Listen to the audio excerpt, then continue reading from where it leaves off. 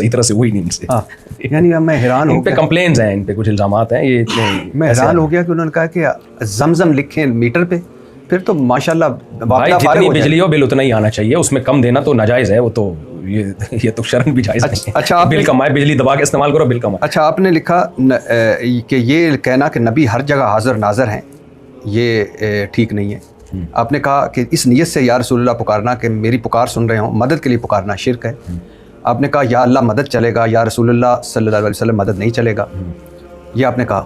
میں آپ کا سن رہا تھا, لیکن کلیات امدادیہ حاجی امداد اللہ صاحب کی جو مہاجر مکی صاحب کی 10 کتابوں کا مجموعہ ہے, اس میں آپ نے ان کے مشکل کشا کو جسٹیفائی کیا کہ وہ کسی اور میں کہہ رہے تھے. لیکن سنیے, سخت مشکل میں پھنسا ہوں آج کل, اے میرے مشکل کشا فریاد ہے.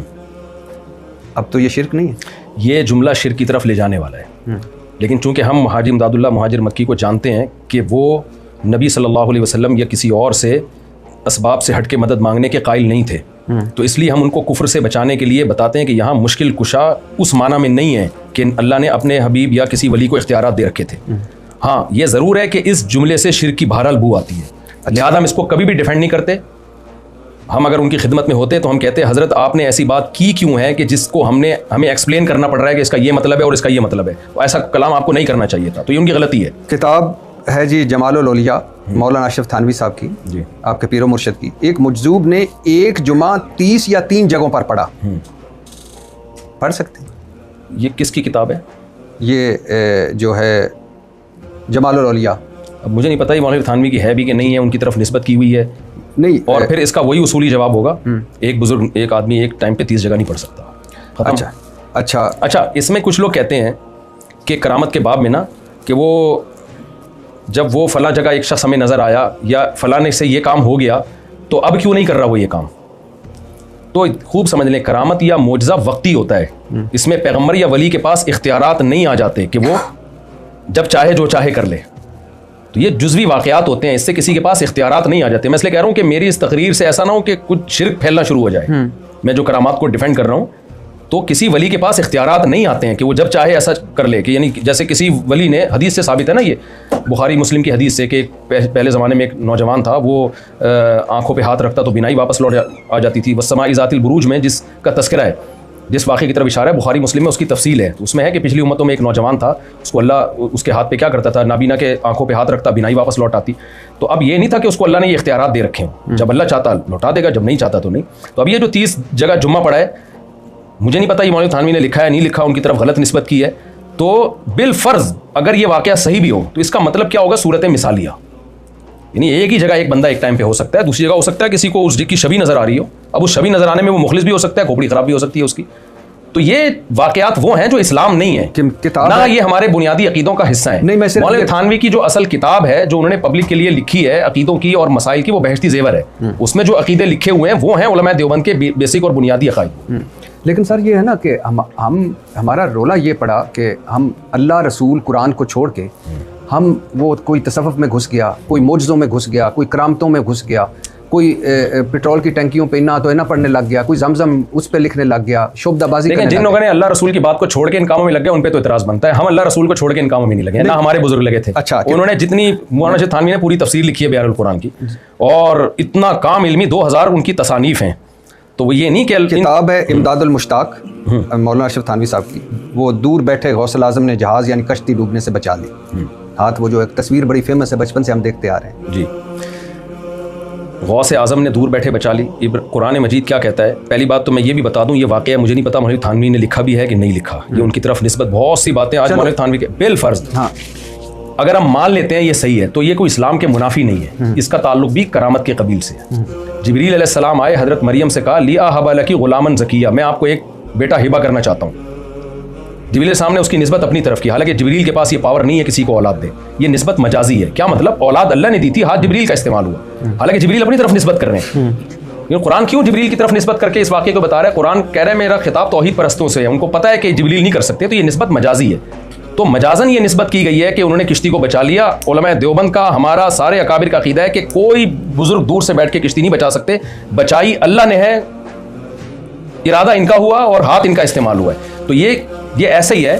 کہ سلیمان علیہ السلام کے جو سامنے جو ہے نا سیکنڈ کے اندر، آپ مجھے بتاؤ کشتی زیادہ وزنی ہوتی ہے یا وہ تخت ملکہ سبا کے زیادہ وزنی ہوتا ہے؟ تو وہ ایک بزرگ سیکنڈ کے اندر اتنا بھاری بھرکم تخت اٹھا کے لا سکتے ہیں اور نسبت بھی اپنی طرف کر رہے ہیں کہ میں لے آؤں گا، حالانکہ وہ نسبت بھی مجازی ہے. لائے گا اللہ، آپ کا ہاتھ استعمال ہوگا، آپ نہیں لا سکتے، کوئی بھی نہیں لا سکتا. تو یہاں بھی یہی ہے کہ جن بزرگ کی طرف یہ نسبت کی گئی ہے، اگر یہ واقعہ مستند ہے تو پھر اس کی یہ تعویل کرنی پڑے گی کہ یہ بزرگ کا ہاتھ استعمال ہوا ہے، بچایا اللہ نے. اچھا، آپ نے کہا کہ یا رسول اللہ نہیں چلے گا.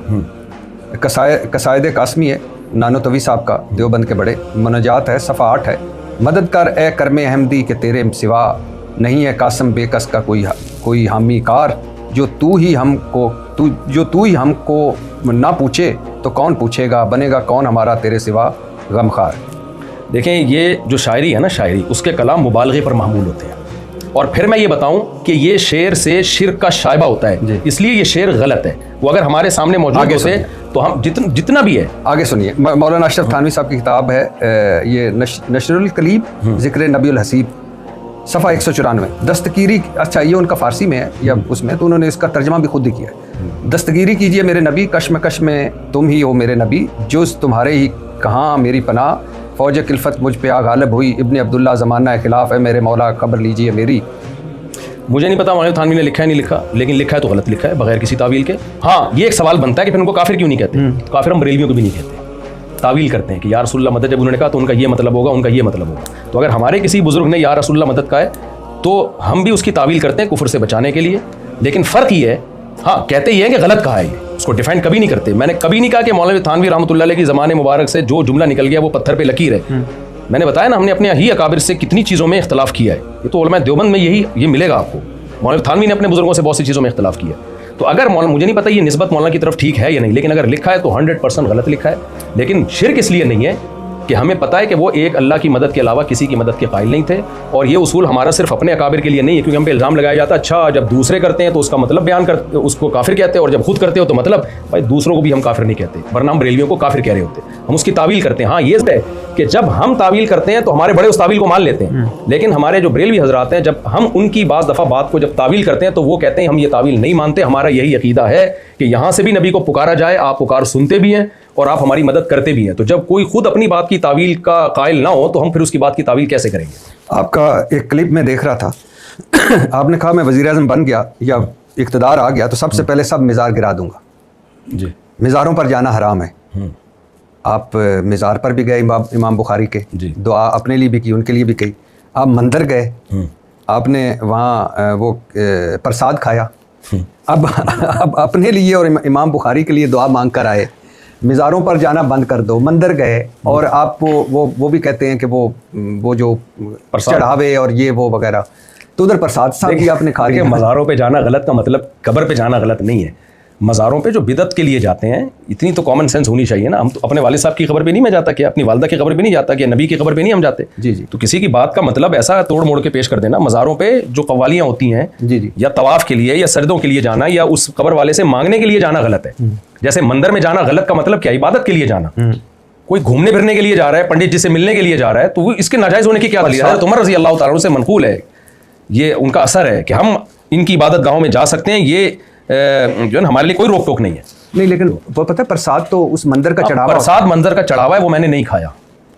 پرساد نہیں تھا. میں جب گیا تو وہاں جو پنڈت جی بیٹھے ہوئے تھے، پنڈت تھے یہ جو بھی تھے، تو انہوں نے میرے اکرام میں کچھ کھانا پینا منگوایا. جو بھی شریف آدمی ہوتا ہے منگواتا ہے اکرام میں. وہ پرساد نہیں تھی، وہ میرے اکرام میں منگوایا. اور میں گیا کیوں تھا اس کی حکمت میں آپ کو بتا دیتا ہوں. حکمت یہ تھی کہ ان دنوں میں ہندوستان میں مسلمانوں پہ بہت زیادہ ظلم ہو رہا تھا، مساجد ڈھائی جا رہی تھیں، پروپیگنڈا کیا جا رہا تھا. میں گیا ہوں پٹھانوں کے علاقے میں جو اسلام میں ویسے ہی غیرت مند ہوتے ہیں بہت زیادہ. تو میں نے کہا سارے چاروں طرف پشتو پٹھان رہتے ہیں اور ان کے بیچ میں مندر ہے اور اتنا محفوظ ہے. تو یہ میسج گیا ہندوستان کہ ہمارے پٹھان قوم جو غیرت میں مشہور ہے اور اسلام میں مشہور ہے، وہ ان کے علاقے کے بیچ میں ایک مندر بنا ہوا ہے اور کھل کے عبادت ہو رہی ہے، کوئی روک ٹوک نہیں ہے. تو آپ مسلمانوں کو بھی وہاں آزادی دو مسجدیں بنانے کی اور مسجدوں میں عبادت کرنے کی. اور ایسا میسج گیا ہے کہ وہ ہندوؤں کے میسج آئے کہ ہمیں تو پتہ ہی نہیں تھا کہ پاکستان میں مندر اتنے آرام سے وہاں عبادت کرنے دی جاتی ہے اور اتنے خوبصورت مندر بنے ہوئے ہیں. تو یہ میسج تھا جو اس بلاگ کے ذریعے میں نے انڈیا کے لوگوں کو دیا، اور اس پہ بہت زبردست رسپانس آیا. انڈیا کے مسلمانوں کا بھی اور ہندوؤں کا بھی رسپانس بہت زبردست. آپ نے کہا تو عبادت کے لیے جانا، آپ نے کہا اجتماعی دعا بدعت ہے. میرے پاس کلپ ہے، آپ اجتماعی دعا کروا رہے ہیں. میں نے یہ نہیں کہا اجتماعی, میں نے کہا فرض نماز کے بعد اجتماعی دعا کا جو دوام ہے نا, پابندی سے کرنا اجتماعی دعا, یہ بدعت ہے. ویسے اجتماعی دعا کروائی جا سکتی ہے, ویسے کروائی جا سکتی ہے. اچھا سر, آپ کا میں کلپ سن رہا تھا, آپ فرما رہے تھے کہ تمہارے ذمہ لڑکی کی تعلیم نہیں ہے, تعلیم اور اس کا خرچہ ان کے ذمہ ہے جس نے اسے بیوی بنا کر لے جانا ہے. اسی وجہ سے اللہ نے نابالغ بچی کی بھی شادی کی اجازت دے دی ہے. پیدا تمہارے ہاں ہوئی ہے, امانت کسی اور کی ہے. میں یہ آپ کو ایک ترغیب دیتا ہوں کہ یہ امانت بچپن میں ہی کسی کے حوالے کی جا سکتی ہے. اب اس میں دو اعتراض ہیں مجھے. پہلے یہ تو بیان ہے کہ میں نے ان الفاظ کے ساتھ یہ بات نہیں کی ہے میں نے. اچھا, میں تھوڑی چینجنگ ہے. ہاں چینجنگ ہے, لیکن مجھے دو اعتراض ہیں, وہ بھی ساتھ سن لیجیے. ایک تو ایک لے مین جس کو اتنا مذہب کا علم نہیں ہے, مفتی طارق مسعود جب کہتا ہے کہ تمہارے ذمہ لڑکی کی تعلیم نہیں ہے, دوسرا نابالغ لڑکی کو شادی کر دو, اور تیسرا کہ تعلیم ان کے ذمہ ہے, کیا میں اور آپ اپنی بیٹیوں کے ساتھ بھی یہ کریں گے کہ نابالغ لڑکی کی شادی, یعنی ہمیں 8-10 سال 12 سال کی بیٹی ہو اس کی شادی کر دیں اور کہیں کہ تعلیم بھی وہی دیں؟ بھائی میں قطعاً یہ نہیں کہا کہ آپ اپنی بچی کو تعلیم نہ دیں. دیکھیں جو سیاق و سباق میں جو بات چل رہی تھی نا, اور اس کو میں ویڈیو میں دوبارہ پہلے یہ نہیں ریکارڈ کروا بھی چکا ہوں, آپ کے اس پوڈ کاسٹ سے پہلے بھی میں بیان دے چکا ہوں. میں نے یہ نہیں کہا کہ بچیوں کو تعلیم نہ دیں. اگر یہ کہا ہوتا تو میری بچی میٹرک کمپیوٹر سائنس میں نہیں کر رہی ہوتی. میری سب بچیاں اسکول پڑھتے ہیں, کوئی ہوم اسکولنگ, کوئی اسکول جا رہے ہیں. کبھی بھی میں نے یہ نہیں کہا کہ بچیوں کو تعلیم نہ دیں یا نابالغ ہوں تو ان کی شادی کر دیں. میں نے جو بات کہی ہے وہ یہ کہی ہے کہ ہوتا یہ ہے کہ آج سسرال کو ریڈی میڈ ڈاکٹر چاہیے. ماں باپ کی ساری محنت ہو, انویسٹمنٹ ہو, پیڑے کھائیں سسرال والے. کیونکہ ایسے کیسز ہمارے پاس بہت آتے ہیں کہ ہمیں ڈاکٹر لڑکی چاہیے. اس چکر میں ماں باپ کو یہ ہوتا ہے کہ ہم نے اپنی بچی کو ڈاکٹر بنانا ہے تاکہ اس کی شادی کسی اچھی جگہ پہ ہو جائے. یہ یقیناً ظلم ہے ماں باپ کے اوپر بھی کہ محنت ان کی ہو رہی ہے, پیڑے سسرال کھا رہا ہے, اس کو ریڈی میڈ ڈاکٹر چاہیے. تو میں نے یہ کہا ہے کہ ماں باپ پڑھائیں, لیکن جب اچھا رشتہ آئے تو پڑھائی کو مؤخر نہ کریں, نہ پڑھائی کو ڈیلے کریں, ملتوی کریں, اور نہ شادی کو ملتوی کریں. ان سے کہیں کہ 2 سال میڈیکل کالج میں ہو گئے ہیں, آپ شادی کر کے لے جائیں, اگلے 2 سال کی فیسیں آپ بھریں گے. میرا خیال ہے یہ کوئی غلط بات نہیں ہے. سسرال کا بوجھ آپ ہلکا کیوں کر رہے ہیں؟ شوہر کو کیوں نہیں کہہ رہے کہ تم اپنی بیوی کو پڑھاؤ؟ یہ سارا بوجھ ماں باپ پہ کیوں ڈالا جا رہا ہے؟ جب تک اس کی شادی نہیں ہوتی ماں باپ پڑھائیں اس کو, یہ ان کی ذمہ داری ہے. لیکن اگر کوئی رشتہ آتا ہے تو سسرال یہ نہ کہے کہ جب ڈاکٹر بن جائے گی ہم شادی کریں گے. نہ, یہ غلط ہے. سسرال یہ کہے کہ 2 سال رہ گئے ہیں, ہمیں آپ کی بیٹی پسند ہے, ابھی ہماری بہو ہے, باقی 2 سال ہم کمپلیٹ کروائیں گے. آپ نے دوبارا پوڈ کاسٹ ریکارڈ کروا دی ہے. یہ پوڈ کاسٹ نہیں, میں نے بیان ریکارڈ کروا دیا دوبارہ. جی بالکل, اس پوڈ کاسٹ سے پہلے میں یہ وضاحتی بیان ریکارڈ کروا چکا ہوں, اور اسی جس سے میرا کلپ نکالا ہے نا اس میں بھی یہ وضاحت ہے, کسی نے ادھورا کلپ نکالا ہے. باقی جہاں تک نابالغ بچی کی شادی کی بات ہے, وہ اسلام کو ڈیفینڈ کیا ہے کہ اسلام نے نابالغ بچی کے نکاح کی اجازت دی ہے. ملحد لوگ یہ اعتراض کرتے ہیں, تو قرآن سے ثابت ہے نابالغ بچی کا نکاح. ترغیب نہیں دی ہے. کیوں اجازت دی ہے؟ اس میں بہت ساری حکمتیں ہیں. رخصتی نہیں ہوگی, صرف نکاح ہوگا. رخصتی تو بالغ ہونے کے بعد بھی جائز نہیں ہے اگر وہ کمزور ہے لڑکی. رخصتی کا تعلق تو اس کی ہیلتھ سے ہے کہ وہ یعنی شادی کے بعد میاں بیوی کا جو ریلیشن ہوتا ہے اس کے قابل بھی ہے یا نہیں ہے. تو اگر وہ ہیلدی نہیں ہے تو بالغ ہونے کے بعد بھی اس کی رخصتی جائز نہیں ہے. نکاح کو میں نے جائز قرار دیا اور ترغیب نہیں دی ہے. ترغیب شریعت میں بالغ ہونے کے بعد ہے نکاح کی, بالغ ہونے سے پہلے ترغیب نہیں ہے. اب یہ ایک اشکال ہوتا ہے اسلام پہ کہ جب رخصتی بھی نہیں کی جائے گی بالغ ہونے سے پہلے اور ترغیب بھی نہیں ہے تو اجازت کیوں دی ہے؟ اسلام قیامت تک کے لیے ہے. بعض دفعہ ایسی صورتحال ہو جاتی ہے, کوئی بلوا ہو گیا, آپ کو پتا ہے کہ میں قتل ہو جاؤں گا, میری بچی کہاں جائے گی, تو ایسی صورت میں انسان اس کے تحفظ کے لیے نکاح کر سکتا ہے کسی بالغ مرد سے, یا کسی کی بہو بنا سکتا ہے اس کو کہ بھئی آپ کی امانت ہے, آپ کے نکاح میں ہم نے دے دی. رخصتی بالغ ہونے کے بعد ہی ہوگی, اس کے صحت مند ہونے کے بعد ہوگی. تو ایسی کنڈیشن میں اسلام نے اس کی گنجائش رکھی ہے قیامت تک کے لیے, باقی ترغیب نہیں. آپ نے ادھر تو ترغیب نہیں دی, لیکن یہاں آپ ترغیب دے رہے ہیں کہ میں آپ کو ایک ترغیب دیتا ہوں کہ نکاح ہمیشہ گھریلو لڑکیوں سے کرو, نیچر سے مت لڑو. یہ شرط لگاؤ ہماری بیوی نوکری نہیں کرے گی. آج کل کہتے ہیں لڑکی پڑھی لکھی ہو تو بچوں کی تربیت بہت اچھی کرے گی. آپ سمجھتے ہیں کالج یونیورسٹی میں لڑکی جا کر لڑکی تربیت یافتہ ہو جائے گی؟ یہ لطیفہ کسی اور کو سناؤ, میں اس لطیفے پہ نہیں ہنس سکتا, مجھے اس لطیفے پر غصہ آتا ہے. یونیورسٹیوں میں چرس بٹ رہی ہے, لڑکے لڑکیوں کی سیٹنگز چل رہی ہے. یہ تربیت کرے گی آپ کے بچوں کی, یہ حیا سکھائے گی. ایجوکیٹڈ لڑکی آپ کو بیچ کر کھا جائے گی. ایجوکیٹڈ سے میری مراد ہے جو یونیورسٹیوں میں آج کل ماحول ہے اس میں. نہیں سر, مولانا مفتی صاحب تعلیم کے میں کبھی بھی خلاف نہیں. مفتی صاحب ایک لفظ دکھا دیں جس میں نے کہا کہ مفتی صاحب میں اس بات کو آپ کی کو مان کے آگے آ رہا ہوں کہ آپ نے یہ نہیں کہا کہ لڑکیوں کو نہ پڑھاؤ, لیکن سنیے, مفتی طارق مسعود کہہ رہا ہے کہ نکاح ہمیشہ گھریلو لڑکیوں سے کرو. گھریلو کا مطلب کیا ہے؟ جاب نہیں کرتی ہوں. تعلیم کو جاب سے نہ جوڑیں آپ. اچھا نہیں, آپ تعلیم الگ چیز ہے, جاب الگ چیز ہے. اچھا مطلب آپ پاکستان کی 52% آبادی کو آپ کہہ رہے ہیں کہ وہ اس ملک میں حصہ نہ بٹائیں, اور اگر وہ کسی وجہ سے, کسی خاندان کی مجبوری کی وجہ سے, کسی پریشانی کی وجہ سے نوکری کر رہی ہے تو آپ کہتے ہیں اس سے نکاح نہ کرو. کسی مجبوری کی وجہ سے نوکری کر رہی ہے تو آپ اس سے نکاح کر کے نوکری چھوڑواؤ. اچھا, مجبوری ختم ہو گئی. اچھا رہا 50% خواتین اس ملک میں پارٹیسپیٹ نہ کریں, جس طرح اسلام نے بتایا, جس طرح نیچر نے بتایا. عورت کا سوسائٹی میں کردار ہوتا ہے, وہ گھر سنبھالتی ہے, مرد گھر کا باہر سنبھالتا ہے. اور ہم اس میں بغیر کسی لگی لپٹی کے کہتے ہیں ان 50% خواتین کو گھروں سے باہر نکال کے جاب دلانا ہم اس کے قطعاً قائل نہیں ہے. کمانا مرد کی ذمہ داری ہے, گھر سنبھالنا عورت کی ذمہ داری. مجبوری میں کوئی جاب کر رہی ہے 100 دفعہ سر آپ کا, یا جاب کی نیچر اگر ایسی ہے جس کی ملک کو ضرورت ہے, جیسے ڈاکٹروں میں لڑکیاں ہونا ضروری ہیں. میں یہی سوال میں آپ سے, لڑکیاں ڈاکٹر بننا لڑکیوں کے لیے ضروری ہے. سر آپ کا سن کے تو پھر کوئی لڑکی کیا ضرورت ہے پڑھنے, ادھورا سنے گا تو پھر تو یہی نہیں میں اچھا یہ نہیں, یہ الفاظ آپ کے ہیں نا, سیاق و سباق بتائیں پورا ٹاپک کیا چل رہا ہے. سر میں ایک صرف سمپل سی میری بات ہے کہ میری بیٹی آپ کی بیٹی, میری بیگم آپ کی بیگم ہاسپٹل جاتی ہے گائناکالوجسٹ کے پاس, ڈاکٹر مرد سے کروائیں گے علاج؟ میرے بیانات موجود ہیں, آپ کہیں میں ابھی نکال کے دکھا دیتا ہوں, جس میں میں کہہ رہا ہوں کہ لڑکیوں کا ڈاکٹر بننا ضروری ہے کیونکہ اس فیلڈ میں ڈاکٹروں کا ہونا ضروری ہے. مرد فیمیل ڈاکٹر سے علاج نہیں کرائے گا. یہ اس پوڈ کاسٹ سے پہلے میں 20 دفعہ بیان کر چکا ہوں. اگر میں اس کا قائل ہی نہیں ہوتا کہ لڑکیاں ڈاکٹر نہ بنے تو میں پھر یہ بیانات کیوں دیتا. سر آپ کہتے ہیں کالج اور یونیورسٹیوں میں چرس بیٹھ رہی ہے, نہیں بٹ رہی. سر اس کا مطلب ہے کہ میں اپنی بچیوں کو, میں اپنی بیٹی کو کالج یونیورسٹی نہ بھیجوں, ایسے یونیورسٹیوں میں بھیجیں جو مذہبی ذہن والی ہوں. تو بتائیں مجھے کوئی تفصیل, ایک لسٹ شائع کر دیں کہ یہ اس میں چرس بیٹھ رہی ہے, اس میں آپ کا کام ہے نا, یہ تو میرا کام نہیں. میں تو ایک جنرل یہ فتوا دے دیا ہے. نہیں نارمل تو یونیورسٹی میں فتوا دے دیا ہے سر آپ نے کہ یہ بڑا ظلم کیا اس ملک. نہیں میں اس کا قائل نہیں ہوں کہ ان یونیورسٹیوں میں آپ لڑکیوں کو بھیجیں, کبھی بھی قائل نہیں ہوں. ہاں آپ ایسی یونیورسٹی میں بھیجیں, ساری یونیورسٹیاں خراب ہیں بھی نہیں, ایسا بھی نہیں ہے.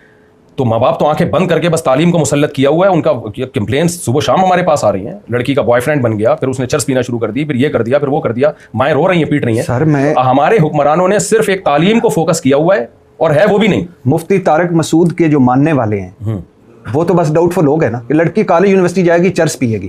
نہیں 100% میں نے ایسا نہیں کہا کہ وہ کالج یونیورسٹی جائے گی تو لازمی. یہ اب لڑکوں خراب ہونے کا اندیشہ بہت زیادہ ہے. اور یہ اچھا اور کہا ہے کہ لڑکے لڑکیوں کی سیٹنگ چل رہی ہے. سر یہ کیسی آپ بات کر رہے ہیں؟ تو نہیں چل رہی کیا؟ مجھے تو ہے آپ آپ کیسی باتیں کر رہے ہیں؟ پروفیسروں کی سیٹنگیں چل رہی ہیں, آپ لڑکے لڑکیوں کی بات کر رہے ہیں. تو سارے جا کے جو کالج یونیورسٹی جاتے ہیں سیٹنگ چل رہی ہے. کہا کہ سب کی سیٹنگ چل رہی ہے. ایک علاقے میں چرس بٹ رہی ہے, لوگ پی رہے ہیں, اس کا مطلب یہ نہیں ہوتا کہ 100% لوگ پی رہے ہیں. علاقے میں یہ کام ہو رہا ہے. ایسے ہی یونیورسٹی میں بھی آپ کو کوئی کرامت آئی ہے تو یونیورسٹی میں بھی چرس بٹ رہی ہے اور لڑکیاں پی رہی ہیں, لڑکوں سے ریلیشن کر رہی ہیں اور ٹیچروں سے ریلیشن ہو رہے ہیں, ان کے ساتھ گھروں سے بھاگ رہی ہیں. میں وقفہ لے لیتا ہوں, آپ آنکھیں بند کریں اور ذرا بتائیں کشف سے کہ کن لڑکیوں میں یونیورسٹیوں کالجوں میں چرس ہے, کہاں بھاگ رہی ہیں, کہاں سیف ہے. مجھے چونکہ کشف ہوتا نہیں ہے اس لیے میں نہیں بتا سکتا, یہ تحقیق کرنی پڑے گی. ماں باپ ہوتے ہیں. پھر آپ نے کہا ایجوکیٹڈ لڑکی آپ کو بھیج کر کھا جائے گی. ایجوکیٹڈ لڑکی جو دینی ماحول کی نہ ہو, کسی کی بات کو آپ ایسا اٹھا کے لے لیں. سر کیسی بات کرتے ہیں؟ ہر ایجوکیٹ جو دینی ماحول سے ہٹ کے ہو وہ ہر لڑکی بیچ کے کھا جائے. جب بھی کوئی کسی کو موٹیویٹ کیا جاتا ہے نا تو کلام میں مبالغہ پیدا کیا جاتا ہے. اس کا مطلب یہ نہیں ہوتا کہ ساری دنیا کی ساری لڑکیاں ایسی ہیں, یہ نہیں ہوتا. یہ تو ایسے ہے کہ آپ نے لا تقربوا الصلاۃ کو لے لیا, وانتم سکارا کو آپ نے چھوڑ دیا. تو کسی کی بات کو جب لیا جاتا ہے, نبی صلی اللہ علیہ وسلم نے فرمایا جو نماز چھوڑ دے وہ کافر ہے. آپ کیا نبی کی بات کو ایز اٹ از لے لیں گے؟ یہی کہیں گے کہ نماز کی ترغیب دینے کے لیے آپ صلی اللہ علیہ وسلم نے کلام میں جان اور زور پیدا کی ہے. تو اس کا یہ مطلب نہیں ہوتا کہ کوئی بھی لڑکی ایجوکیٹڈ ہے آپ شادی کریں گے تو آپ کو بیچ کے کھا جائے گی. لیکن جو ہمارے ہاں نوجوانوں کا ایک بھوت سوار ہے کہ ایجوکیٹڈ ہو, ایجوکیٹڈ ہو, ایجوکیٹڈ ہو. برائی ہے؟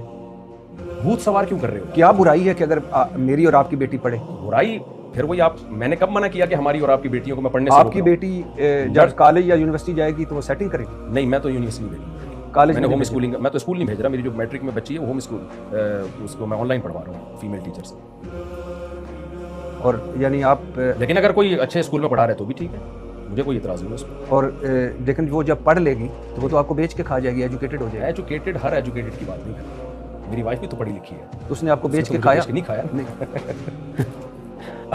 آپ کو اگر بیچ کے کھلوانے پہ ہی اڑ گئے تو پھر آپ کا ہے. مفتی طارق مسعود کا کہنا اور میرا کہنے میں بہت زمین آسمان کا فرق ہے. آپ یہ کہہ سکتے ہیں کہ میرے ان الفاظ میں مبالغہ زیادہ ہو گیا, اس طرح بیان نہیں کروں تو ٹھیک ہے, آئندہ میں احتیاط. آپ نے کہا سر شادی کے بعد شوہر کو حق ہے بیوی کو طلاق دینے کا, جج کو نہیں. کیا گدھا پن عدالتوں میں نافذ کر دیا گیا؟ بالکل گدھا پن نہیں, خچر پن, گدھے سے اوپر پیچھے. کیسے؟ اسلام نے ڈیورس کا رائٹ مرد کو دیا ہے, عورت کو نہیں دیا. اب جج اپنی بیوی کو ڈیورس دے سکتا ہے, یہ بھی آپ کی بیوی کو جج نہیں ڈیورس. میں نے کہا ہے قرآن کہہ رہا ہے, حدیث کہہ رہی ہے. سر میں مان لیا, لیکن مجھے بتائیے ایک لڑکی جو ہے اس پہ ظلم ہو رہا ہے, ایک لڑکی کے پاس کوئی آپشن نہیں ہے, ایک لڑکی کے پاس کوئی رستہ نہیں ہے. وہ کہتی ہے کہ اس زندگی سے موت اچھی, وہ عدالت جاتی ہے اور کہتی ہے کہ میں اس کے ساتھ نہیں رہنا چاہتی. ظلم ہو رہا ہے جی تو کورٹ کھلا دے سکتی ہے. میں نے مظلوم عورتوں کے بارے میں نہیں کہا, یہ بھی پھر دوبارہ نہیں ہے 20 دفعہ جب عدالتی خلا پہ کلپ ریکارڈ کروایا, یہ جملہ میں نے کہا ہے کہ جس عورت پہ ظلم ہو رہا ہے اس کے لیے نہیں ہے. یہ ویسے کوئی عورت اگر اپنی مرضی سے نہیں, یہ نہیں ہو سکتا کہ ظلم بھی نہیں ہو رہا اور ظلم کو کورٹ میں ثابت بھی نہیں کرتی, گواہ بھی نہیں پیش کرتی, اور ویسے ہی کہتے ہیں مجھے غفار پسند ہے, میں نے جمشید کے ساتھ نہیں رہنا. ایسا نہیں ہوتا. یہ گرل فرینڈ بوائے فرینڈ میں اور میاں بیوی میں فرق کیا ہو گیا؟ آپ کیوں اتنے نیگیٹو ہے کہ غفار سے چھوڑ رہی ہے اس کو, جبار پسند ہے یا نیگیٹو میں نہیں ہوں, میں شریعت کا اصول بیان کر رہا ہوں کہ عورت ویلڈ ریزن کے بغیر شوہر سے عدالت سے نکاح ختم نہیں کروا سکتی. ویلڈ ریزن ہو, نان نفقہ نہیں دے رہا ہے, لٹکا کے چھوڑ دیا اس کو. سر یہ ویلڈ ریزن نہیں ہے کہ کوئی اگر میری بیوی میرے ساتھ نہیں رہنا چاہتی, میں نہیں چھوڑنا چاہتا, وہ عدالت جاتی میں اس کے ساتھ نہیں رہنا چاہتی. یہ قرآن و سنت کی روشنی میں ویلڈ ریزن نہیں ہے. سر قرآن و سنت میں کہا گیا کہ اگر آپ نے علیحدگی اختیار کرنی ہے تو عزت و آبرو سے علیحدگی اختیار کیسے ہوگی؟ قرآن نے کہا او یعفو الذی بیدہ عقدۃ النکاح, سورہ بقرہ میں, کہ شوہر کے ہاتھ میں نکاح کی کنجی ہے, نکاح ختم کرنے کی پاور ہسبینڈ کے ہاتھ میں. یہ قرآن ہی کے الفاظ ہیں. لیکن اگر آپ میرا اس پہ 1.5 گھنٹے کا پورا ریفرنسز کے ساتھ کلپ ہے جو میں نے ریکارڈ کروایا ماشاءاللہ, اس میں یہی ہے. ماشاءاللہ نبی صلی اللہ علیہ وسلم کے دور میں بھی جو خلا کا پہلا واقعہ ہوا, بخاری کی حدیث ہے, اس میں بھی آپ نے ان کے شوہر کو کہا کہ آپ ڈیورس دے دو. ہم کہتے ہیں اگر کوئی عورت اپنے شوہر کے ساتھ نہیں رہنا چاہتی تو شوہر کو مشورہ ہم یہ دیتے ہیں کہ آپ ڈیورس دے دیں, وہ دے دے, موسٹ ویلکم. نہیں دیتا تو غفار بھائی دے نہیں رہے اور جا کے جج صاحب بیوی کو ڈیورس دے دیں, اٹ ازنٹ پاسبل. یہ اسلام میں نہیں ہے اور یہ عقل کے بھی خلاف ہے. آپ کی 4 بیوی ہیں, اللہ آپ کو خوش رکھے. ویسے تو یہ بھی بڑا معجزہ ہی ہے, ہمارے تو ایک بھی نہیں خوش ہوتی, تو 4 بیویاں ہیں. اور لیکن مجھے یہ بتائیے کہ اگر کوئی بیوی آپ کے ساتھ نہیں رہنا چاہتی, آپ بالکل سارا کچھ ان کو حق میں سب کچھ اس کا خیال رکھ رہے ہیں, وہ کہتی میں نہیں رہنا چاہتی اس گھر میں, جی تو میں فارغ کر دوں گا, میں خود چھوڑوں گا. کورٹ سے جا کے لیتی ہے, اور اگر آپ نہیں چھوڑتے تو اس کو رہنا پڑے گا. اگر میں حقوق پورے کر رہا ہوں تو اس کو رہنا پڑے گا. اسلام اس کو اجازت نہیں دیتا چھوڑنے کی. تو اب جو اعتراض کریں بنتے ہیں اسلام پہ کریں, مجھ پہ نہیں کریں. اور یہ عقل کے بھی خلاف ہے. ایک مثال دے رہا ہوں, اگر عورت کے پاس بھی یہ رائٹ ہونا تو اس میں عورت کا نقصان ہے. اسلام کے حکام اول نظر میں ایسا لگتا ہے عورت پہ ظلم ہے, ڈیپ میں جب جائیں گے تو عورت کے فیور میں. آپ مجھے بتاؤ, آپ ایک خاتون سے شادی کرتے ہو, میرے پاس ایک کیس آیا نا, ایک خاتون کے 5 بچے ہو گئے, کوئی ویلڈ ریزن نہیں ہے, فون پہ مجھے کہہ رہی ہے مجھے میرے شوہر پہ کوئی اعتراض نہیں ہے لیکن میں نہیں رہنا چاہتی, مجھے کورٹ نے کھلا دے دی, میں جا رہی ہوں. شوہر کہہ رہا ہے میں کورٹ میں گیا, میں نے بیان دیا کہ میں بالکل ٹھیک ہوں, اس کے حقوق پورے کر رہا ہوں. کورٹ نے کہا خلا پہ سائن کر دو, طلاق دے دو. میں نے کہا نہیں دوں گا, میں یہ ثابت کرے میں غلط ہوں. اچھا عورت کہہ بھی رہی ہے غلط نہیں ہے لیکن مجھے نہیں, میں نہیں رہنا چاہتی. تو اب مجھے بتائیں سوسائٹی میں جب یہ چیز پروموٹ ہوگی, وہ مجھے چیخ و پکار کر رہا ہے, وہ کہہ رہا ہے میرے 5 بچے ہو گئے, یہ کام کرنا تھا تو پہلے دن کر لیتی. تو مرد پھر جب عورت کے بارے میں یہ مرد کو پتا ہوگا نا کہ جب چاہے مجھ سے علیحدگی لے سکتی ہے, وہ اس کو گرل فرینڈ کے طور پر ٹریٹ کرے گا, مرد بیوی کے طور پہ نہیں رکھے گا. کیونکہ گرل فرینڈ کے پاس بھی رائٹ ہے جب چاہے وہ چھوڑ چھاڑ کے چلی جائے, بیوی کے پاس بھی ہر وقت کے لیے رائٹ آ گیا جب چاہے چھوڑ چھاڑ کے چلی جائے. تو اس لیے اس میں عورت کا فائدہ ہے. لوگ پراپرٹیاں بیوی کے نام کر دیتے ہیں, میری ہے. انسان کو جب جس چیز کا پتا ہوتا ہے نا میری ہے, اس میں انسان کو اپنائیت کا احساس ہوتا ہے, اس پہ خرچ بھی کرتا ہے, اس سے اولاد بھی پیدا کرتا ہے اور بہت کچھ اس کے لیے لٹا دیتا ہے. یہ ایک اشکال ہوتا ہے کہ پھر شوہر کے پاس بھی یہ رائٹ نہیں ہونا چاہیے. سر عورت بھی تو سب کچھ لٹا دیتی ہے نا, لیکن ایک وقت آتا ہے کہ جب عورت کہتی ہے کہ میں نہیں رہنا چاہتی تو اس کو اپنا حق تو دیں نا, اتنا کہ آپ نہیں رہنا چاہیے. شریعت نے نہیں دیا تو میں کہاں سے دے دوں نا. میں کوئی غامدی صاحب تو نہیں ہونا کہ عقل سے اسلامیہ کام نکال لوں یا یہود و نصارہ کی طرح تعریف کر دوں. قرآن و سنت سے آپ ثابت کر لیں تو مجھے کوئی اعتراض نہیں ہے. میں تو صرف یہ بتا رہا ہوں کہ اسلام نے جو عورت کو ڈیورس کا یا شوہر سے علیحدگی کا حق نہیں دیا, یہ عورت پر احسان کیا ہے.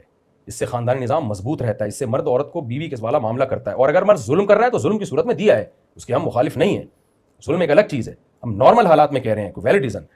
اب اگر ایک عورت نہیں رہنا چاہتی آپ کے ساتھ اور آپ اس پہ ظلم بھی نہیں کر رہے, بڑا خوش رکھا ہوا ہے اپنی طرف سے, وہ نہیں رہنا چاہتی, آپ اس کو ڈیورس نہیں دیتے, تو پھر وہ کیا کرے؟ گھر کیسے جہنم بن جائے گا؟ اس کو رہنا پڑے گا. گھر جہنم بن جائے گا. کتنے جہنم بن گئے مسلم سوسائٹی میں نبی صلی اللہ علیہ وسلم کے دور سے لے کر تو اب تک اسی پر عمل ہوتا آ رہا ہے. 1400 سال گزر گئے, آپ کا گھر جہنم بن گیا, آپ کے باپ کا گھر جہنم بن گیا. جہنم جب بنے گا جب عورت کو یہ پتا ہو کہ میں جب چاہوں جا سکتی ہوں, پھر وہ اس کے دل میں شیطان وسوسے ڈالے گا.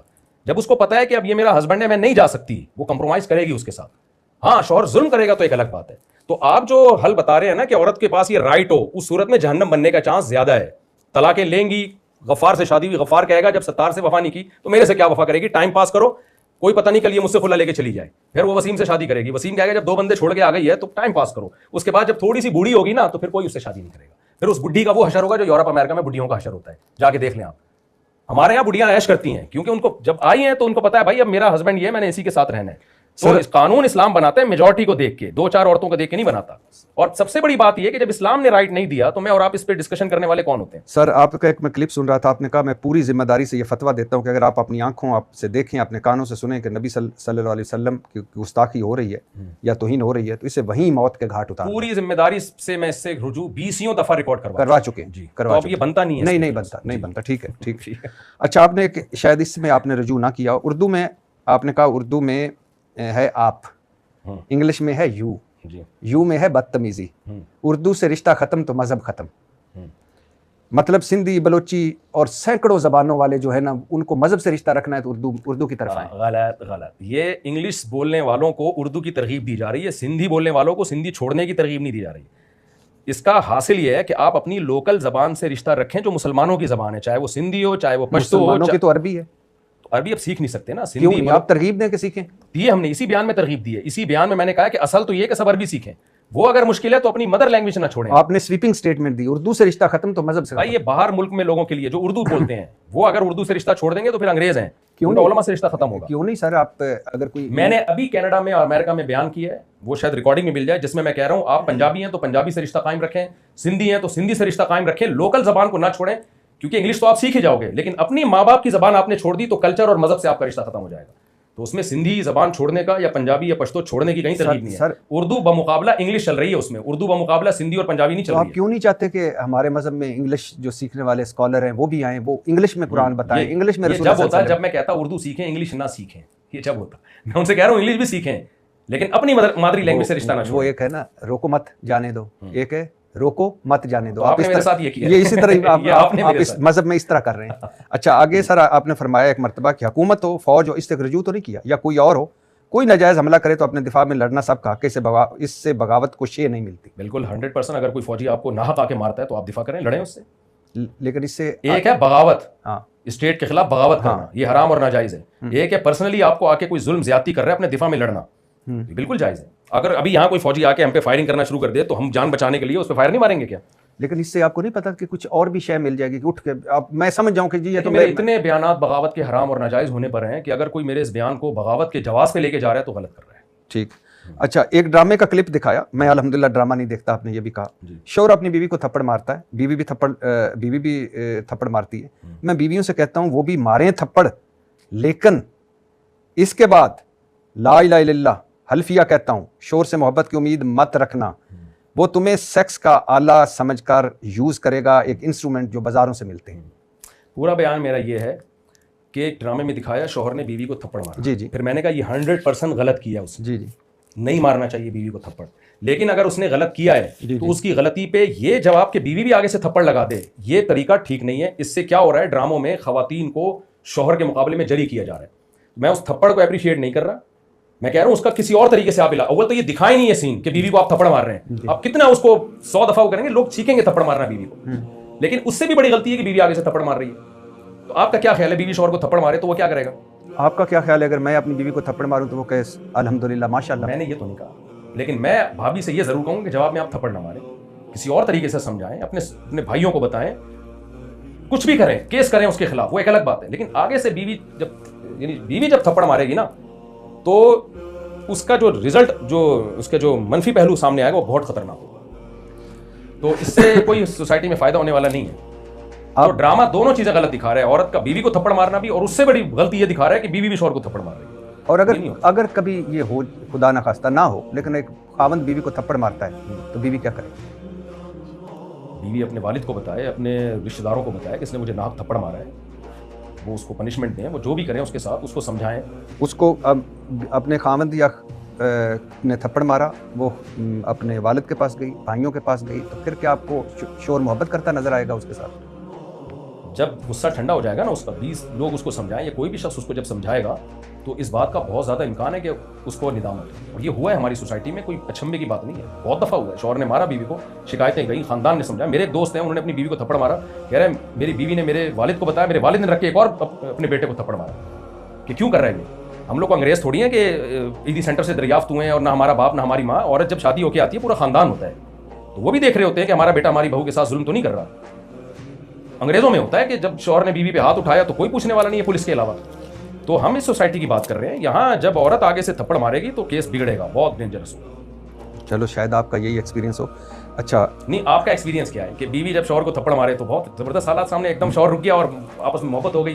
बेगम इस्लाम में खून का बदला खून, थप्पड़ का बदला थप्पड़। आपका क्या है? बहुत अच्छी रिपोर्ट सामने आई। मेरा तो ये ख्याल है कि खामद को जब थप्पड़ मारता है तो बात उधर से बिगड़ जाती है। तभी हम उसको प्रोमोट नहीं कर रहे थप्पड़ मारने, हम कह रहे हैं बात वहां से भी बिगड़ती है, उसको कंट्रोल करना आसान है। बीवी जब आगे से रिप्लाई करेगी वो कंट्रोल करना मुश्किल हो जाएगा। اس کو آپ بھی مانتے ہیں. آپ نے ایک مرتبہ کہا عمران خان کی اتنی مخالفت کرو جتنی قیامت والے دن جواب دے سکو. مطلب یہودی ایجنٹ کہنے پر حساب دینا پڑے گا. رجوع تو نہیں کیا اس سے؟ نہیں, کیوں رجوع کروں گا؟ کوئی بھی جب آپ کسی پہ الزام لگاتے ہیں تو آپ کو ثبوتوں سے اس کو ثابت کرنا پڑتا ہے. آپ سمجھتے ہیں عمران خان یہودی ایجنٹ ہے؟ تو پھر اس کا مطلب مولانا فضل الرحمان کو سزا ملے گی. جو مولانا فضل الرحمان کی بات, اب تو انہوں نے بھی رجوع کیا ہوا ہے آج کل. اچھا, عمران خان سے آپ ملاقات ہوئی آپ نے, میں وہ بھی سنا, اور ایک مرتبہ آسٹریلیا میں کسی چرچ میں بھی گئے تھے تو انہوں نے تعارف کرایا تھا کہ یہ وہاں کے عالم دین ہے جہاں کے عمران خان ہے. عمران خان بحیثیت انسان اور بحیثیت وزیر اعظم کیسے لگے آپ کو؟ دیکھیے, شخصیتوں کے بارے میں کوئی یقینی تبصرہ کرنا جب تک کسی کے ساتھ طویل عرصہ نہ گزارا ہو بہت مشکل ہے. ہماری پالیسی ہے کہ عمران خان نے جو اچھے کام کیے ہم نے اس وقت عمران خان کو اپریشیٹ کیا. 20 کام آپ نے بتایا, جو کام تھے اپریشیٹ کیا. مثلا دہرا دیتے ہیں, وہ اب بھی اپریشیٹ کرتے ہیں اس کو. عمران خان نے وہ جو علاج معالجے کی سہولت دی لوگوں کو, اور یہ جو نکاح نامے میں ختم نبوت کا جملہ بڑھوایا تھا وہ حکومت کے ختم ہوتے ہی پھر نہیں ہو سکا. اور یونائٹڈ نیشن میں جا کے ایک بڑی اچھی اسپیچ کی تھی عمران خان نے, اس پہ بھی. اچھا, یہ بھی لوگ سوال کرتے ہیں کہ یہ کام تو پہلے بھی بہت اچھے ہوتے رہے ہیں, جب ہوتے رہے ہیں تو سب لوگ اس کو اپریشیٹ کرتے رہے. عمران خان نے جب یہ کام کیے تھے تو مجھے ایسا لگا تھا کہ کوئی بھی اپریشیٹ نہیں کر رہا. تو ہمارا یہ فرض تو بنتا ہے کوئی حکمرانوں میں کوئی بھی ہو, جب وہ ایک اچھا کام کر کے آیا ہے تو اپریشیٹ کیا جائے اس کو کہ آپ نے ویل ڈن, بہت اچھا کام کیا. اس پہ لوگوں نے کہا وہ تو باتیں ہی کر کے آیا ہے نا یونائٹڈ نیشن میں. تو ہم نے کہا بم رکھ کے تھوڑی آئے گا, وہ باتیں ہی ہوتی ہیں وہاں جا کے. تو اگر کوئی اچھا کام کر رہا ہے تو اس کو اپریشیٹ کر دینا چاہیے. اور آپ عمران خان صاحب نے ایک مرتبہ کہا کہ ریاست مدینہ بہت انہوں نے اس کی وکالت کی. آپ کیا سمجھتے ہیں کہ صحیح بات کی اور یہ ان کا خلوص تھا اس میں, یا کیا لگا؟ دل کی چیز ہے, میں دل کی باتوں کا نہیں جانتا کس میں خلوص ہے, کون دکھا کے نماز پڑھ رہا ہے, کون بتا کے. ہم کوئی نماز پڑھ رہا ہو تو ہم کہیں گے کام اچھا کر رہا ہے, دل سے کر رہا ہے, خلوص سے کر رہا ہے, نہیں کر رہا وہ اللہ جانے. شریعت نے ہمیں ظاہر کا حکم دیا ہے کہ اگر کوئی آدمی اچھی بات کر رہا ہے, اچھا کام کر رہا ہے تو ویل ڈن, بہت. ہم اس کی نیتیں جھانکنے کا ہمیں حکم نہیں ہے. اگر وہ کہہ رہا تھا کہ مدینہ کی ریاست بنانا چاہتا ہوں اور واقعی بنانا اگر چاہ رہا تھا تو کیا ہے اس میں. اور آپ نے اگر کسی کا خیال ہے کہ نہیں بنانا چاہ رہا تھا تو اس کا اپنا خیال ہے. آپ نے القادر یونیورسٹی پر ان کی تعریف کی تھی. جو میرے پاس نالج تھی اس کے حساب سے, اب تو میں بھول گیا القادر یونیورسٹی کا قضیہ پورا کیا تھا. اس وقت جو ڈاکٹر ذیشان ہیں جو ڈین تھے القادر یونیورسٹی کے, چونکہ ان سے ہمارا ریلیشن تھا تو ہمیں یہ اچھا لگا کہ ایک دیندار آدمی, ایک بہت ہی ایجوکیٹڈ آدمی کو القادر یونیورسٹی کا ڈین بنایا گیا. تو میرا خیال ہے جو اچھا کام ہوا تھا اس پہ تعریف بنتی تھی. اور اب تو اس پر ان کو سزا بھی مل چکی. سزا کس بات پہ ملی ہے نہ میں نے وہ کیس پڑھا ہے کہ اس پہ سزا ملی ہے کہ ان کو ڈین کیوں بنایا تھا یا کس پہ سزا ملی ہے, کیونکہ میں بہت عرصے سے سیاست سے بالکل دور ہوں. تو اب جو کورٹ کے کام ہے وہ آپ جب جج صاحب سے آپ پوڈ کاسٹ کریں تو پھر آپ یہ سب چیزیں ان سے پوچھیں. عدت میں نکاح تو کیس جو ہے یہ تو شریعت سے لنکڈ ہے. عدت کے دوران نکاح کرنا حرام ہے, کالعدم ہے. عمران خان نے کیا ہے یا نہیں کیا یہ جج صاحب سے پوچھیں. ہاں نہیں, لیکن سے نکاح پڑھوایا ہے, لیکن مجھے ڈیٹ معلوم ہے کہ پہلا نکاح کب ہوا تھا, دوسرا کب ہوا تھا. آپ کو کتنے ایسے ملے ہیں کیس آپ کی نظر میں ہیں کیس کے جس میں عدت میں نکاح میں کیس گئے ہوں اور اس پہ اتنی سزائیں ملی ہوں, 7 سال 5 سال کی سزا؟ میرے علم میں ایسا نہیں ہے کہ ابھی کوئی عدت کے دوران کیس کا کوئی واقعہ ہوتا بھی نہیں ہے. عدت کے دوران کوئی نکاح کرتا بھی نہیں ہے. آپ نہیں سمجھتے کہ عورت کی گواہی کافی ہے؟ اگر عورت گواہی دے کہ میری عدت پوری ہو چکی ہے اور جتنا ٹائم وہ بتا رہی ہے اس میں یعنی ممکن بھی ہو کہ 3 مینسز آ کے گزر جا سکتے ہوں, یعنی اگر عورت 1 ہفتے بعد کہہ رہی ہے کہ میری عدت گزر گئی پھر تو ظاہر ہے جھوٹی گواہی ہے نا یہ. تو شریعت نے اس میں عورت کی بات کا اعتبار کیا ہے بشرطے کہ اتنا ٹائم بتا رہی ہو کہ اس میں یہ عقلاً ممکن ہو کہ 3 مینسز آ کے گزر سکتے ہیں. تو اگر ایسی صورت میں وہ گواہی دے رہی ہے اور اپنی گواہی سے رجوع بھی نہیں کر رہی تو پھر شریعت اس کو مانتی ہے کہ پھر ماننا چاہیے جب وہ کہہ رہی ہے.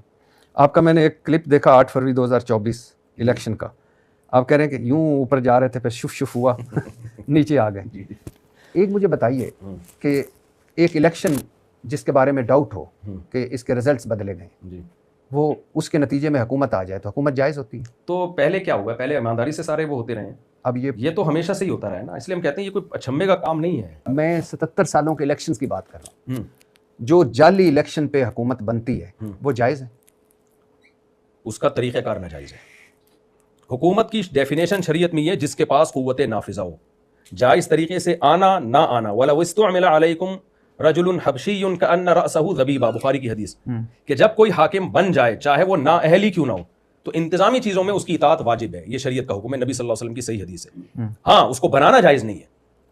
تو ہماری جو شف سرکار ہے الیکشن یوں کر کے یوں کر دیا انہوں نے, یہ عمل غلط ہے, اس کو کبھی بھی جائز نہیں کہا جا سکتا. لیکن جب کوئی وزیر اعظم بن گیا, بے شک اللیگل طریقے سے بن گیا, تو انتظامی چیزوں میں, ہر چیز میں نہیں, جن چیزوں کا تعلق مینجمنٹ سے ہے ان میں حاکم کی اطاعت کرنی پڑے گی, چاہے وہ زرداری کیوں نہ ہو. نہیں, آپ زرداری سے 100 دفعہ اتفاق کریں, ہم بھی کرتے ہیں, لیکن اگر ملک کا صدر بن گیا ہے غلط طریقے سے بنا جو غلط ہے, اس کو ہم اپریشیٹ نہیں کرتے. لیکن جب ایک بن گیا, اس کے ہاتھ میں پاور آ گئی ہے, تو پھر شریعت کہتی ہے کہ آپ نے انتظامی چیزوں میں اس کو فالو کرنا. آپ کو آصف علی زرداری سے کیا اعتراض ہے؟ جو آپ کو ہے, کیا مجھے ساری دنیا کو ہے, اس میں کوئی کیا مثلا دیکھیں شخصیات کا نام لے کے نہیں, ابھی آپ نے جملہ بولا مجھے, اس لیے میں پوچھ رہا ہوں کہ کیا اعتراض ہے. میں اس لیے کہہ رہا ہوں کہ زرداری صاحب کے بارے میں بہت سے لوگوں کو بہت سارے اعتراضات ہیں. کیا مثلا بہت سارے ہیں. مثلا کیوں آپ گول مول کر رہے ہیں؟ آپ تو بڑی سویپنگ سٹیٹمنٹ دیتے ہیں. دیکھیں زرداری صاحب کے بارے میں بہت سے لوگوں کو بہت سارے اعتراضات ہیں. طارق مسعود کو, مفتی طارق مسعود کو کیا اعتراض ہے؟ نہیں, جو آپ کو اعتراض ہے, جو ان کو اعتراض ہے, جو جتنے پوڈ کاسٹ سننے والے, اور جو خود زرداری صاحب کو بھی اعتراض ہے اپنے اوپر, ٹھیک ہے نا.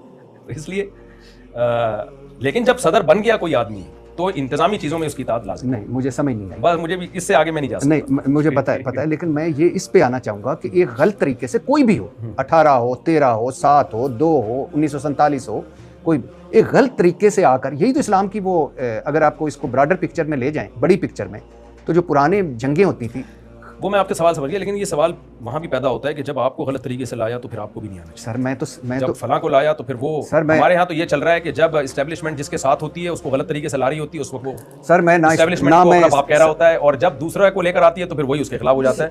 تو جب سیاستدان سارے ہی اس اصول پر چل رہے ہیں, سر میں نے مفتی طارق مسعود سے کوئی حقائق اسٹیبلشمنٹ یا حقائق جمہوریت نہیں پوچھی.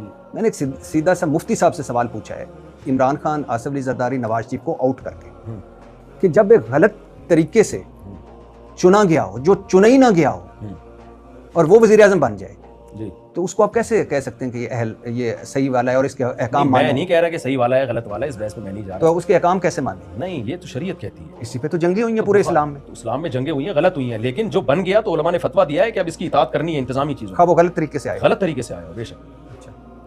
یہاں ایک لوگ سوال کرتے ہیں کہ یزید جو تھا, سیدنا حسین نے پھر اس کے خلاف بغاوت کیوں کی؟ سیدنا حسین نے بغاوت نہیں کی ہے. اگر بغاوت کر رہے ہوتے تو پوری فوج لے کے حملہ کرتے. تفتیش احوال کے لیے کوفہ میں گئے ہیں, اور عبید اللہ بن زیاد بدبخت نے, اس کا ظلم اسی وجہ سے تو زیادہ ہے کہ حضرت سیدنا حسین لڑنے کے لیے نہیں آ رہے گورنمنٹ سے, اور آپ ان کو قتل کر رہے ہو. تو اسی لیے تو ہم یزید کے دور میں جو یہ عمل ہوا اس کو بدترین ظلم کہتے ہیں. پہلی دفعہ نہیں, میں پہلے بھی ریکارڈ کروا چکا ہوں. نہیں, میں پہلی دفعہ میں نے مفتی طارق مسعود صاحب کو دیکھا ہے کہ انہوں نے کہا کہ بس اتنا ہی, اس سے آگے کچھ نہیں کہہ سکتا. شخصیات کا اپنا پوچھیں. آپ نے نام لیا تھا. اچھا, مفتی طارق مسعود صاحب نے کیا علم حاصل کیا ہے مذہب کا؟ میں مدرسے میں پڑھا ہوں, college S M science college سے آنے کے بعد میں مدرسے میں. ایس ایم کالج سائنس میں کیا کیا تھا؟ انٹر کیا. جی, گریجویشن بھی نہیں کی؟ نہیں. ماسٹر بھی نہیں کیا؟ آگے انٹر میں بھی 1-2 پیپر میں نے چھوڑ دیے تھے. فیل ہو گئے تھے؟ فیل نہیں ہوا تھا, چھوڑ کے آ گیا تھا. بس فیل ہی سمجھ لیں اس کو, کیونکہ میں سیکنڈ ایئر میں جب تھا, امتحان آنے والے تھے, تو میں مدرسے میں آ گیا. تو میرے والد صاحب نے کہا اس کو مکمل کرو. پھر میں بس کچھ پیپر دیے میں نے, کچھ پیپر نہیں. مفتی طارق مسعود فرسٹ ایئر میں نے کلیئر کیا تھا, سیکنڈ ایئر میں نے پڑھا پورا, لیکن 1-2 پیپر میں نے چھوڑ دیے جان بوجھ کر. مفتی طارق مسعود انٹر فیل.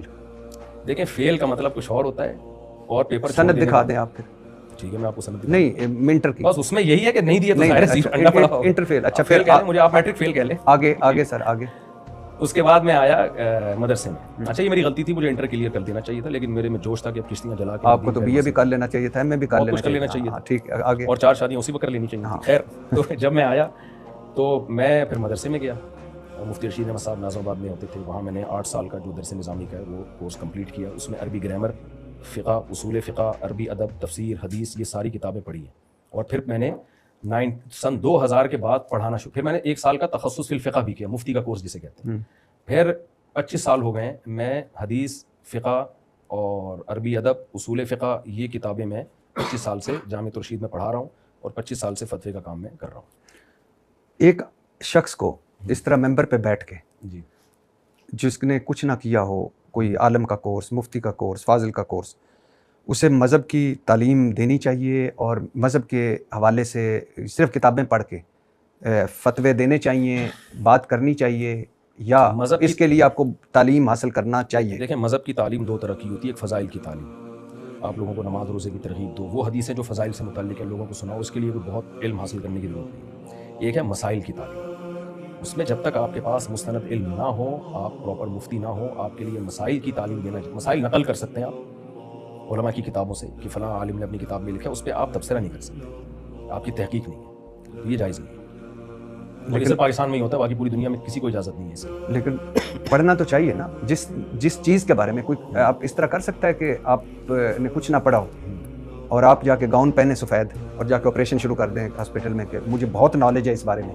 میں آپریشن کرنے سے. کوئی بھی دنیا میں شعبہ ایسا نہیں ہے جو پراپر وے میں پڑھے بغیر آپ کو اس میں گھسنے کی اجازت نہیں ہے. صرف مذہبی کو لوگوں نے ایک تختہ مشق بنایا ہوا ہے. دنیا میں کہیں سعودی عرب میں آپ کر کے دیکھیں نا ذرا, تو کہیں بھی نہیں ہے. صرف پاکستان, دبئی میں بھی نہیں. میں مسقط جب گیا, میرا بیان تھا وہاں, تو انہوں نے مسقط کی گورنمنٹ کو یعنی ویزا نہیں دے دیتے. بھائی کیوں بیان, کون ہے یہ, اس کا اسکالر ہونا ثابت کرو.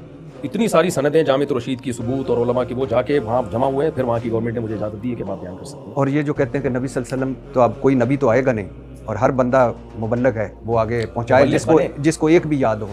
وہ نبی صلی اللہ علیہ وسلم کی فضائل سے متعلق حدیثیں پہنچائے, مسائل سے متعلق بھی پہنچائے, تجزیہ نہ کرے. کیونکہ ایک حدیث دیکھ کے کبھی مسئلہ نہیں بیان کیا جا سکتا. آپ کو پاس علم نہیں ہوتا, بعض دفعہ علم ہوتا ہے, تفقہ نہیں ہوتا, فقہی بصیرت نہیں ہوتی. یہ جو آج کل اسکالر آ رہے ہیں, ان کو یہ بھی نہیں پتا ہوتا یہ ترجمہ بھی ٹھیک ہے یا نہیں ہے. کسی نے غلط ترجمہ کر دیا, اسی کو آگے بیان کر رہے ہوتے ہیں وہ بیٹھے. تو بلغوا انی ولو آیا کا مطلب کیا ہے؟ آگے حدیث میں آتا ہے رب حامل فقہ غیر فقیہ. یہ بھی حدیث کے الفاظ ہے, صحیح حدیث ہے کہ بہت سے لوگ علم جانتے ہیں سمجھتے نہیں ہیں, تم پہنچا دو, ہو سکتا ہے سامنے والا وہ فقیہ ہو, وہ تمہیں حدیث کا مطلب بتائے. تو اس حدیث میں تو ان لوگوں کی نفی ہو رہی ہے کہ جو حدیث آتی ہے ایز اٹ از پہنچا دیتے ہیں, لیکن پھر مطلب بھی اپنا تھوپنا شروع کر دیتے ہیں. پہنچانے تک کوئی پابندی نہیں ہے شریعت میں, لیکن نبی صلی اللہ علیہ وسلم نے امت کو دو حصوں میں ڈیوائڈ کیا, فقیہ اور غیر فقیہ. اس لیے ہم کہتے ہیں دین مسائل کا علم فقہاء سے سیکھا جائے گا, حدیث کا علم محدثین سے سیکھا جائے گا, فضائل کا علم جس سے چاہے سیکھے. 5ویں شادی کریں گے؟ 5ویں جائز نہیں ہے تو کیسے نہیں, اگر میرا مطلب اللہ نہ کرے, اللہ میرے گھر والے بھی سنتے ہیں, اللہ نہ کرے. تو چاروں خوش ہیں؟ رپورٹ تو یہی ہے فی الحال, چاروں خوش. کیسے خوش رکھ لیتے ہیں؟ ہاں, میں نے بہت ٹینشن میں ٹائم گزارا ہے. جو میرے دوست احباب میں جانتے ہیں, یہ 2 شادیاں بچوں کا کھیل نہیں ہے, اتنے آرام سے نہیں ہو گیا یہ سب کچھ. ہر شادی پہ جھگڑے ہوئے, ادھر کیوں بیٹھے ہوئے ہو, وہاں کیوں بیٹھ گئے, اس کی باری میں تو اتنے بجے چلے گئے تھے, میری باری میں اتنے بجے کیوں آئے, اس کی عید کے دن اس کے یہاں سوئیاں کیوں کھائی. ہمارے بہت چنگیز خان کو آپ بغداد کو بھول جاؤ. زندگی میری اس میں گزری ہے. ابھی میں کہتا ہوں بھائی 2 شادیاں لڈو کھانے کے لیے نہیں کرو, یہ جہاد کی نیت سے کرو, سوسائٹی کی ضرورت ہے. ہاں اب یہ ہے کہ اب روکیے گا, جہاد کیا؟ جہاد کی نیت سے کرو. جہاد مطلب یعنی ٹینشن ہے, یہ جیسے کوئی مجاہد بارڈر پہ جاتا ہے لڑنے کے لیے. آپ بھی بارڈر پہ ہیں؟ میں تو ہیلمٹ پہن کے جاتا ہوں. خیر اب تو حالات اچھے ہو گئے ہیں الحمدللہ, اب وہ حالات نہیں ہے, لیکن ایک میں نے 10-15 سال ایک بہت ہی ٹف ٹائم گزارا ہے, لیکن میں رکا نہیں, پیچھے نہیں ہٹا, کیونکہ نظریاتی طور پر مجھے اتنا اطمینان تھا کہ میں صحیح ہوں. قوم کو, سوسائٹی کو اس کی ضرورت ہے. ابھی میں کہتا ہوں دوسری شادی کے بعد حالات اچھے نہیں ہوں گے, لیکن پھر بھی کرو. آپ کو ضرورت نہیں ہے, خواتین کی ضرورت ہے. میری قربانی سے 4 عورتوں کا گھر بھی تو بس گیا نا. تو یہ تو ان سے پوچھنا پڑے گا کہ جا کے بس آپ کسی خاتون کو بھیجیں, پوچھ لیں, میری طرف سے کھلی اجازت ہے. کتنے بچے ہیں سر؟ 19.5. 19 مطلب اب یہ آپ کا IQ لیول, اب کچھ باتیں ہم بھی تو آپ سے پوچھیں گے نا, ساری آپ تھوڑی ہم سے پوچھیں. 19 یعنی 18 تو ہے نا. ہاں, تو 2 اس میں جہیز میں ملے تھے. اچھا, تو اس ملک پہ رحم نہیں کیا جہاں 25 کروڑ لوگ. میں نے رحم کیا ہے. اچھا, میں نے نوجوان نسل دی ہے. جس میں ملک میں گروتھ ریشو گرتا ہے نا, اس میں بڈھوں کا ریشو بڑھتا ہے. کمانے والے کم, کھانے والے زیادہ ہو جاتے ہیں. تو مجھے تو اپریشیٹ کریں آپ لوگ. جس ملک میں جوانوں کا ریشو زیادہ ہوتا ہے, جب گروتھ ریشو بڑھتا ہے تو کمانے والے زیادہ, کھانے والے کم ہوتے ہیں. ہمارے پاس کچھ بھی نہیں ہے, صرف ایک آبادی ہے. عمران خان چیختا تھا نا کہ ینگسٹر اتنے زیادہ ہیں, تو ہمارے پاس آبادی ہے. میرے خیال سے عمران خان آپ کو ہی دیکھ کے چیختا تھا کہ بہت ینگسٹر. اس کو بھی دیکھ کے چیختا ہوں. میں ہر چیز میں عمران خان کو بھی فیور نہیں کرتا. میرے بیان سے کوئی یہ نہ سمجھے کہ جو کام اس نے کیے ہیں بہرحال میں اس کو مانتا ہوں. اب اس ٹاپک کو نہیں جانا چاہیے ہمیں. تو مفتی طارق مسعود پھر پیچھے ہٹ گیا. تو آبادی, گروتھ ریشو, یہ سورس آف انکم ہے ملک کے لیے. یہ سب بچے مجھے تھوڑی کما کے کھلائیں گے, میں تو بڑھا ہو کے مر جاؤں گا. سر میں کہہ رہا ہوں قوم کے لیے آپ نے بڑی خدمت کی ہے اس حوالے سے قوم کی. تو میں ایک سوال آپ سے نہیں پوچھوں گا کیونکہ آپ اس میں رجوع کر چکے ہیں, جو آپ کا ایک تنازع ہوا تھا, تو وہ چھوڑ دیجئے. اور آخری میرا سوال ہے, یہ کوا حلال کر دیا آپ نے؟ نہیں, میں نے کوے کو حلال نہیں کیا, وہ بھی میرا ادھورا کلپ چلایا ہے. یہ ایسا بالکل بھی نہیں ہے. حرام ہے کوا؟ کوا حرام ہے. مجھے آپ سے مل کر بڑی سرخوشی ہوئی. اللہ آپ کو ہمیشہ اپنے زبان میں جواب بھی ریکارڈ کروا چکا ہوں کہ پوری بات کیا ہے. مجھے آپ سے مل کر واقعی خوشی ہوئی ہے. کراچی آپ کے پاس آ کر خوشی ہوئی ہے. اللہ آپ کو اپنے زبان میں رکھے اور آپ سے کوئی دین کا کام لے لے. اللہ, بہت شکریہ سر. Thank you.